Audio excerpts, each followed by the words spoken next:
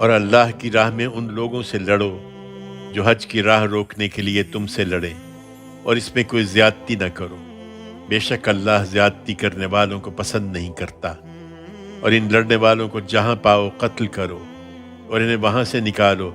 جہاں سے انہوں نے تمہیں نکالا ہے، اور یاد رکھو کہ فتنہ قتل سے زیادہ بری چیز ہے۔ اور مسجد حرام کے پاس تم ان سے خود پہل کر کے جنگ نہ کرو جب تک یہ تم سے اس میں جنگ نہ کریں، پھر اگر یہ جنگ چھیڑ دیں تو انہیں بغیر کسی تردد کے قتل کرو، اس طرح کے منکروں کی یہی سزا ہے۔ لیکن اگر وہ باز آ جائیں تو اللہ بخشنے والا ہے، اس کی شفقت ابدی ہے، اور تم یہ جنگ ان سے برابر کیے جاؤ یہاں تک کہ فتنہ باقی نہ رہے اور دین اس سرزمین میں اللہ ہی کا ہو جائے۔ تاہم وہ باز آ جائیں تو جان لو کہ اقدام صرف ظالموں کے خلاف ہی جائز ہے۔